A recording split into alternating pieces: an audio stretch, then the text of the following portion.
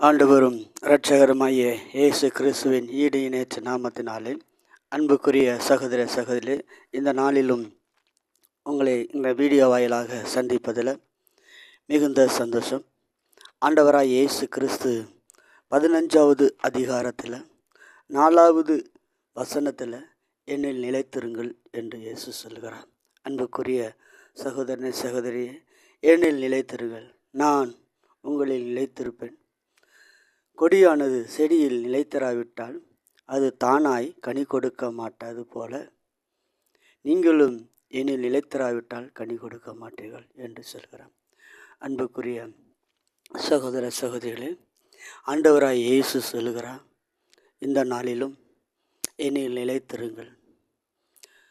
இன்றைக்கு அநேகர் ரட்சிப்பில் நிலை நிற்பது இல்லை.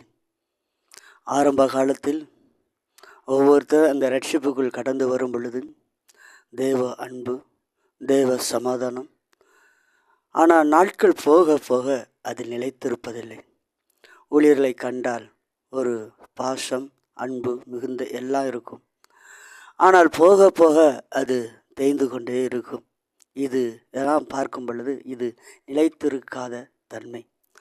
ஆம் அன்புக்குரியவர்களே, அவர்களுக்குள் அந்த வேத வசனத்தை கேட்கும் பொழுது ஒரு சலிப்புத்தன்மை, இது கேட்டது தானே என்று இந்த வசனத்தில் சொல்லப்பட்டபடி நாம் வாழ்ந்திருக்கிறோமோ என்ன என்று சொல்லி நம்மில் நாமே ஆராய்ந்து அறியாமல் அப்படியே விட்டு விடுறதுனால இயேசு கிறிஸ்துவுக்குள் நிலைத்திருக்க முடியவில்லை.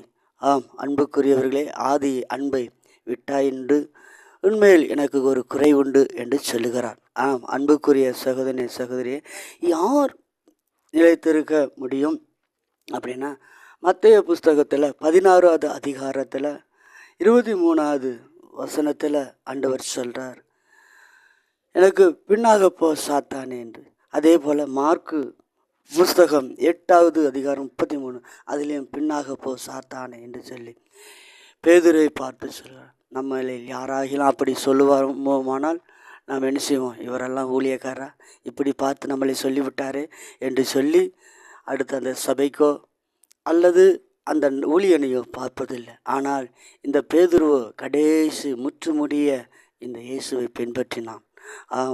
இப்படிப்பட்டதான என்ன வார்த்தைகள் சொன்னாலும் சரி, அதை ஏறெடுத்து கவனிக்காமல் கனிந்து கொள்கிற வார்த்தைக்கு காது அதை கேட்டும் கேட்காமலும் அதே போல் இருக்கும் பொழுதுதான் கர்த்தர் என்ன செய்ய முடியும், கர்த்தரில் நிலைத்திருக்க முடியும். யாராவது ஒரு காரியம் சபைக்குள் ஒரு காரியத்தை சொன்னால், இனி இந்த சபைக்கு வர மாட்டேன், இனி இங்கே போக மாட்டேன், இங்கே என்ன செய்ய மாட்டேன் என்று சொல்லி இருக்கிற நபர்கள் கிறிஸ்துவில் நிலைத்திருக்க முடியார்கள். அவர்கள் ஒவ்வொரு சபையாக அலைந்து கொண்டிருக்கத்தான் செய்ய முடியுமே தவிர, ஆனால் கிறிஸ்துவில் நிலைத்திருக்க முடியாது. ஆனால் கிறிஸ்துவில் ஒரே எந்த சபைக்கு போகிறீர்களோ அந்த சபையில் கிறிஸ்துவை பார்த்து, ஊழியனையோ அல்லது மக்களையோ யாரையும் பார்த்து அல்ல, கிறிஸ்துவை மாத்திரம் பார்த்து, கிறிஸ்துவனுடைய வார்த்தை நமக்கு நேராக வருகிறதா, கிறிஸ்து நம்மளோடு கூட பேசுகிறாரா என்று, இயேசு நம்மளோடு பேசுகிறாரா, இயேசு கிறிஸ்துவனுடைய வார்த்தை நமக்குள் நிறைவு தருகிறதா என்று சொல்லி அதிலே பார்த்து நீங்கள் நிலைத்திருக்கும் போது கர்த்தர் அப்பொழுதுதான் நீங்கள் கனி கொடுக்க முடியும், நீங்கள் அவருடைய சீசராக இருக்க முடியும் என்று சொல்கிறார்.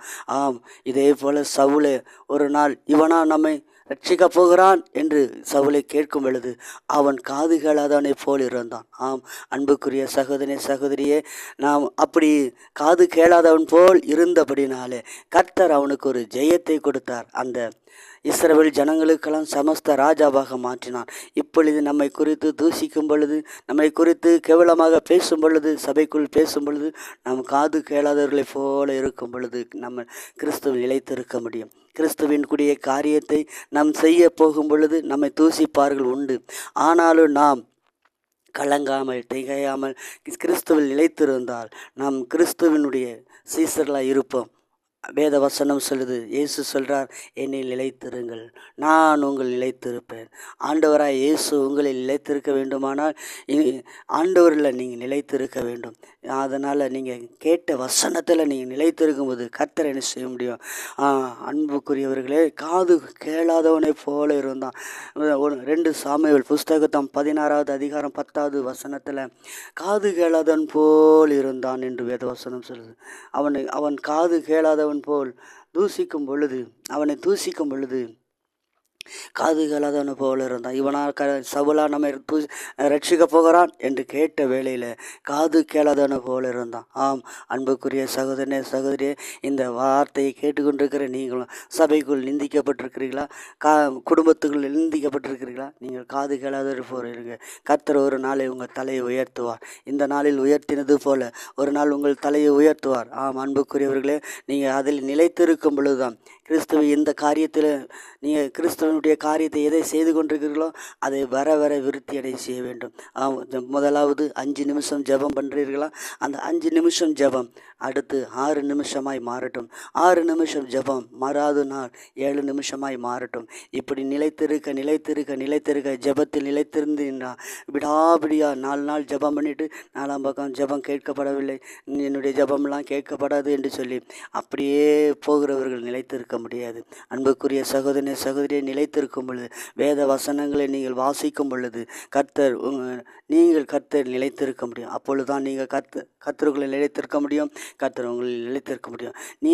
கர்த்தரும் நீங்களும் நிலைத்திருந்தால் நீங்கள் அநேக கனி கொடுப்பீர்கள். ஆம் அன்புக்குரிய சகோதரனே சகோதரியை, கிறிஸ்து இயேசு ஒரு நாளில் ஒரு மரத்தை தேடி வந்தார். அது கனி நிறைந்த காலங்கள் அல்ல, ஆனால் அது இலை மட்டும்தான் இருந்ததே தவிர ஆனால் கனி ஒன்றும் இல்லை. இயேசு அந்த மரத்தை பார்த்து சபித்தார், நீ வேரோடு பட்டு போவா என்று சொன்னார்.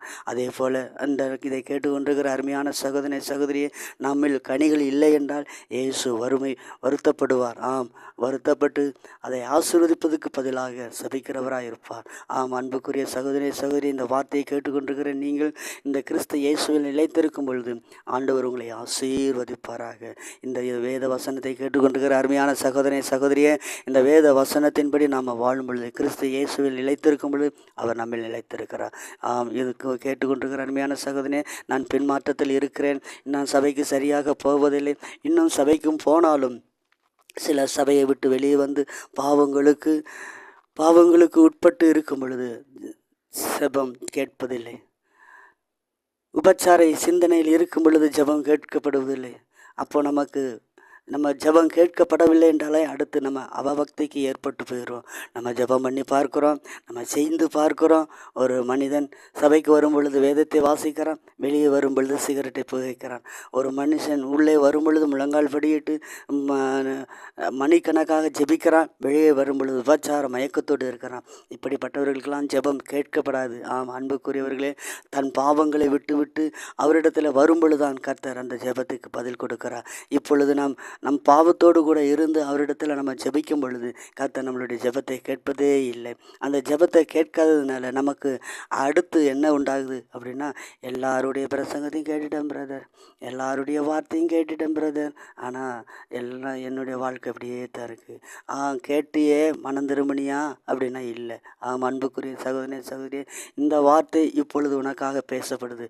நீ இன்றைக்கு மனம் திரும்பு, கர்த்தருடைய வாழ்க்கையில் அற்புதங்களை செய்வார். இன்றைக்கு உனக்காக நான் ஜெபிக்கிறேன். இரக்கமும் கிருபையும் நிறைந்த நல்ல தகப்பனே, அற்புதங்களையும் அதிசயங்களையும் செய்கிறவரே உமக்கு நன்றி. நேற்றும் இன்றும் என்றும் மாறாதவரே, ஜீவாதிபதியே, இன்றைக்கு இந்த வேத வசனத்தை என்னில் நிலைத்திருங்கள், நான் உங்கள் நிலைத்திருப்பேன் என்று சொன்ன இந்த வசனத்தின்படி தகப்பனே, ஒவ்வொரு ஜனங்களையும் கிறிஸ்துவுக்குள்ள நிலைத்திருக்க ஆண்டவர் இன்னும் அன்பில் நிலைத்திருக்க கற்றுக்க இயேசு கிறிஸ்து நாமத்தில் ஜெபிக்க நல்ல பிதாவே, ஆமென். அன்புக்குரிய சகோதரி சகோதரியே, நீங்கள் எதில் நிலைத்திருக்கிறீர்களோ அதிலே நிலைத்திருங்கள். ஜெபத்தில் நிலைத்திருந்தால் அதிலேயே நிலைத்திருங்கள். வேதத்தை வாசிப்பதில் இருந்தீர்களா அதில் நிலைத்திருங்கள். கர்த்தர் உங்களை ஆசீர்வதிப்பாராக. God bless you.